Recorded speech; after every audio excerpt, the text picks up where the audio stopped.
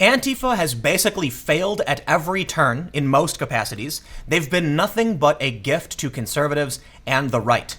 Time and time again, we see videos popping up of Antifa getting stomped out. Patriot Prayer and the Proud Boys show up to events, Antifa shows up, Antifa instigates a fight, and then loses. And once again, we see more and more posts showing Antifa getting stomped by the right. They claim that they've got the fash on the run, the fascists are cowering. That's not true. In fact, many right-wing groups are protesting because of Antifa, and they want the confrontation. Many of these people associated with Patriot Prayer and the Proud Boys enjoy confronting the far left and making them turn tail and run. In fact, people on the left, like Noam Chomsky and several far-left outlets, have said it is a gift to the right when Antifa shows up. Yet for some reason, people associated with the far left and Antifa are under the delusion that what they're doing is working, when in fact it isn't. It's only making moderate Americans scared of the left and push away from Democrats, and it's only emboldening the right to go out and confront them. But we do have an update in the latest brawl between Antifa and the Proud Boys. Although Antifa was getting arrested by the NYPD at the time, the NYPD is now making moves against the Proud Boys. They're looking for several people of interest, and they've actually made an arrest. So today, let's take a look at this breaking story about the NYPD arresting the Proud Boys, but then I want to go over just why I believe Antifa is a complete failure. But before we get started, let me give a quick shout out to today's sponsor, Vikings. Vikings War of Clans was inspired by the famous strategy and RPG games of the 90s. Games kind of like Civilization or Warcraft. These are games that I loved playing when I was little and still play all the time. What makes Vikings World so addictive is that more than 20 million online players are constantly changing the way the game evolves by never-ending fighting over resources, forging new alliances, and competing in live events. The best part about the game is that there are clan battles, there are live events competitions, and let's be real, you get to play as Vikings and fight over resources, and strategy games are just fun. Support my channel by downloading Vikings for free using my own links in the description below, and you will get a bonus of 200 gold and a protective shield, which, let's face it, you're gonna need when you're going up against these other Viking clans. From CBS News, NYPD makes arrest in connection with violent Proud Boys brawl. A man believed to be a member of the far-right group the Proud Boys was arrested Thursday in connection to a brawl last week in New York City after a speech by the group's founder. Jeffrey Young, 38, has been charged with riot and attempted assault, the New York Police Department said.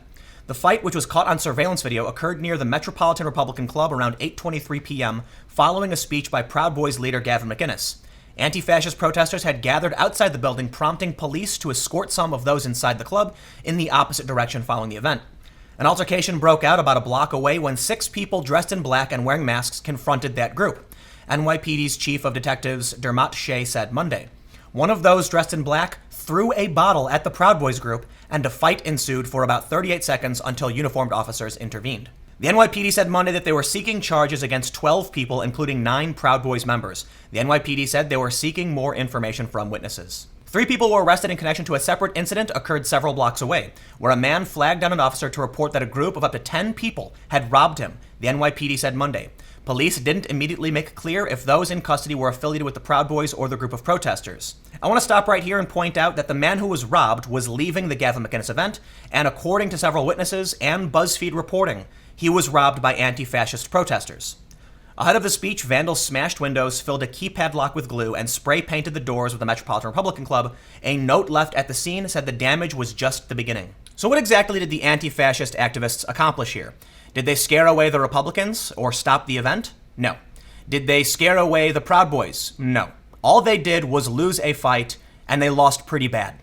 The only reason the Proud Boys are getting arrested and the only reason they're looking bad is because they went too far and were kicking dudes who were on the ground. Now, whether or not you think they were right to do so, they look bad doing it, and the police are now making arrests against the Proud Boys for being too brutal. If the Proud Boys just acted defensively, maybe hit some of these guys who started the fight and backed away, they probably wouldn't be getting arrested. The police are actually arresting both groups right now, Antifa and the Proud Boys. So they have done nothing. They haven't won. They haven't scared anybody away. All they do time and time again is prove that they're going to get beat up. And when these fights ensue, it actually emboldens people on the right to stand up against Antifa, because Antifa started the fight. They threw a bottle at the Proud Boys. If Antifa didn't show up, nothing would have happened. These people would have just left. If their goal is to scare people into not attending these events, they have failed.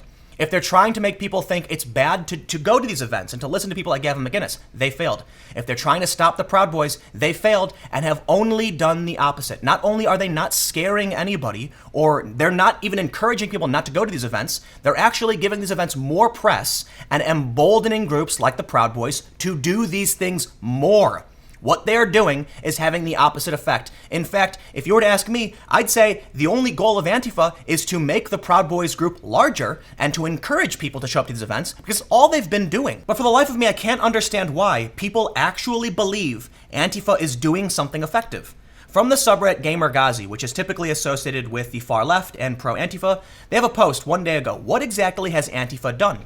They say Antifa is barely covered in the news, and most news stories about them are by right-wing news sites. If I were to try to make the case that they aren't left-wing Nazis, I would fail because I barely know anything about them. What have they accomplished? I would sincerely like to know. The top comment accurately points out that Antifa is not a group. It is just a tactic. It is a loose affiliation of people who are protesting in the same direction. However, just because they don't have a formal organization doesn't mean they aren't a group. They are a group of people unified by a certain ideology, which tends to be far left activism, a similar tactic, the Black Bloc, and they're targeting specific groups. Therefore, you can say that, look, it's an informal organization. There's no leaders. There are some people who are more influential than others. They have thousands of followers on Twitter. They do interviews on mainstream press.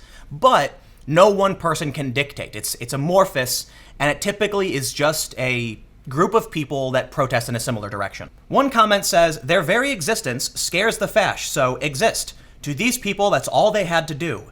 Except they don't scare the fash at all. They might disrupt some particular fascists. They may have caused a problem for certain people, but for the most part, they don't scare the fash. They don't scare conservatives. They don't scare the right. They only embolden all of these people. Someone said they're willing to put their bodies on the line to fight fascism in the streets. I've got nothing but respect for them. Yes, that may be true, but they just keep losing the fights. In another post from 9 months ago on the anarchism subreddit, it says, what can be done about the glut of Antifa losing videos on YouTube? It is nearly impossible to find a video of Antifa winning anything. The only good videos are from Greece or years old. On March 21st, The Nation, a left-wing publication, ran this story. Antifa has Richard Spencer on the run. Does that vindicate its tactics? There's good reason to believe that Antifa's success has come despite violent tactics, not because of them.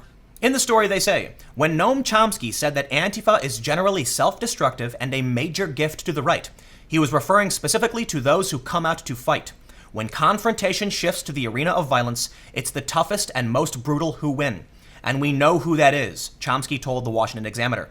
That's quite apart from the opportunity cost, the loss of the opportunity for education, organizing, and serious and constructive activism. They say, as viscerally satisfying as punching Nazis may be, it's clear that far-right groups have enjoyed significant success recruiting thugs to duke it out with Antifa activists. Last year, the Daily Beast, why Antifa Nazi punching is just a gift to the right. It may feel good, and they may well deserve it, but violence against neo-Nazis only helps sustain a dynamic at which the Nazis will prevail. Even Chomsky agrees. And let's not forget, last September, when the U.S. security agencies labeled Antifa domestic terrorists. And quite possibly, the greatest gift of all that Antifa has given to the right can be seen in this post on the anarchism subreddit just today. Anti-fascists used to be the left-wing mob, but now the slur has moved on to Democrats in general. Reminds me of this quote, and they post the first they came for poem. I'm not quite sure how that relates to the left-wing mob, but as we can see, even r/anarchism agrees. Antifa used to be the mob, but now it's being wielded against all Democrats in general. Why didn't people show up to unite the right too? Was it because of Antifa? No, it was probably in spite of Antifa. The reason they didn't show up is because they were afraid of appearing in the press. There were a lot of photos that went viral from mainstream news publications showing some of these people's faces from Unite the Right 1. And they lost their jobs, they were kicked out of school, they lost their homes, apartments, and friends. Their lives were destroyed. In fact, on the Daily Stormer, they said, don't go to Unite the Right 2 because when people find out you were there, it will destroy your life. And that's why many people who did show up, the small group that did, they wore masks. Did Antifa have anything to do with that? Well, some argue that it was Antifa doxing these people on the internet. And that can be, and that's fair. Right? However, a lot of the publication of these people's identities came from the mainstream press, journalism. Sunlight was the best disinfectant. And they call us squishy liberals who want to engage in debate and let these people show their ideas for what they are, and they call that ineffective, when in fact they are the most ineffective group. What have they accomplished in doing? Have they scared away conservatives, Republicans, Proud Boys, any of these groups? No. They've actually encouraged it. Time and time again, we see groups like Patriot Prayer and the Proud Boys itching for a fight and coming out and winning the fight. Are they proving that they can scare these people if every single time they come out, they lose the fight? No. In a video that's going viral, we can see a man wearing an AK press sweater insulting a woman and mocking her dead husband. She claims her dead husband. We don't know exactly who this guy is or what was happening, but apparently this took place in Portland. This man is berating her until Tiny from Patriot Prayer walks over and starts asking him what he was doing.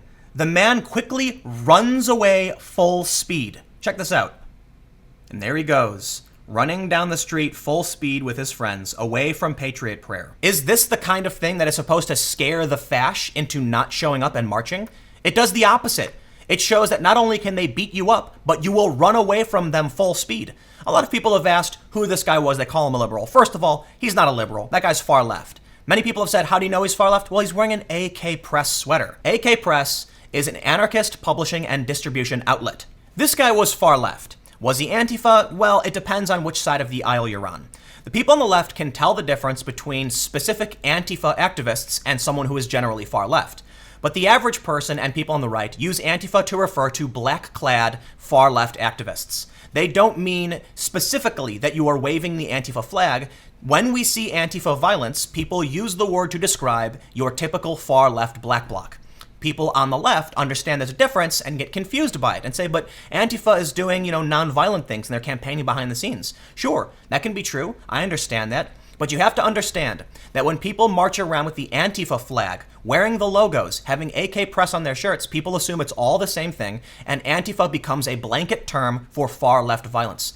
The only thing, in my opinion, that Antifa has done is damage the Democrats' opportunity in the midterms. Bernie Sanders called it the violence. Noam Chomsky called it the violence. Chris Hedges called it the violence. There are good people on the left, and even the far left, who disagree with authoritarian, regressive violence. But as long as many people associated with the left, the progressives, refuse to call this out, they will just keep losing. So remember, when they say that Antifa is scaring the fascists, they're not at all. They're encouraging people on the right to stand up and march. They are making people like Patriot Prayer and the Proud Boys come out in full force, and they lose every single time. And that is why the NYPD is arresting Proud Boys, because the Proud Boys went too far in beating them up. Antifa started the fight, they lost the fight, and because of that, both Antifa and the Proud Boys are getting arrested. I don't think Patriot Prayer and the Proud Boys are effective for conservatives either. This makes the right look bad. This is damaging for conservatives coming into the midterms.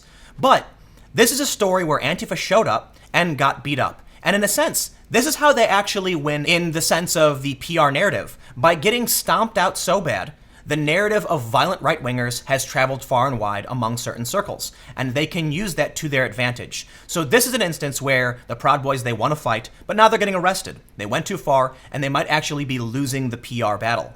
In the long run, the gist of what I'm trying to get across is that Antifa loses time and time again.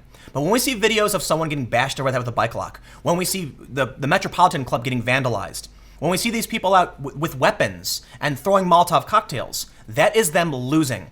Because they start the fight and they still lose the fight. So even though the Proud Boys are getting arrested, even though we can see them kicking dudes who are on the ground, they might lose to a certain extent, but even the NYPD has said, Antifa confronted the Proud Boys and threw a bottle at them. So sure, Proud Boys went too far, but it's not even a clear-cut victory in a PR sense for Antifa. They have done nothing to succeed. Nothing. They have made the left look bad. But you know what? This is the important takeaway. They don't care. Antifa and the far left, they hate liberals just as much as they hate conservatives.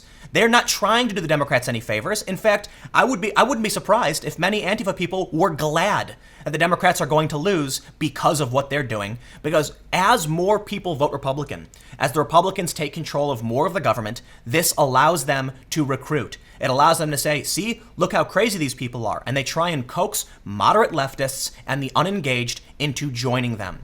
I don't think there's a grand conspiracy. I don't think Antifa's losing on purpose. I just think they're ineffective, and I think they're very bad for regular left-wing people in this country who believe in civility, in nonviolence, in free expression, but who want to see more left-wing policies. Maybe you're pro-choice. You don't want to vote for a Republican, but now you're screwed, because as long as Antifa keeps going out there and starting fights they can't win, it makes them look crazy, it makes them look weak, and the Democrats aren't saying enough about it. They've called it out. There have been Democrats, mainstream Democrats, calling it out for sure. But there's not enough of it, and it's being wielded against them. As that post from r/anarchism said, first they called Antifa the mob.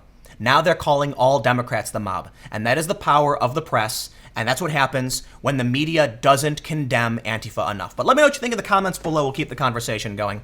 How do you feel about all this? Look, this is a very strong opinion video. The Proud Boys, they got bad press over this, but they win against Antifa almost every single time. There's just a litany of videos that say Antifa losing again. But what do you think?